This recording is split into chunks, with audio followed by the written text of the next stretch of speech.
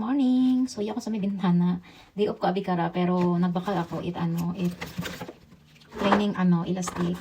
So, anang mga sugod hayraya, oh. Iba-ibang kulay. Blue, pink, may gray, and may green. Pero, every color, iba-iba anang mga LB. 30, may 20, may 10, may 40. So, yun. And then, may dagay mo nga para sa alima. Pag ikaw, kung i-workout nimo imo nga back. So, yun. Tapos, may ako niya kaya para sa door, butang mo lima sa guwa, door din isara mo, and then, yeah, gamitin mo pa din. Doon sa naman sa back workout naman.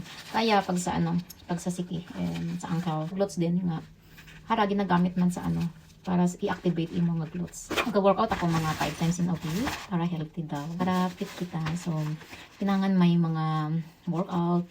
So, wala na ako gym, home workout lang ako. Kasi kanugod man nabi akong mga equipments isa bagay ng mga binakal before. Pag home workout, di ba? Flexible lang ako.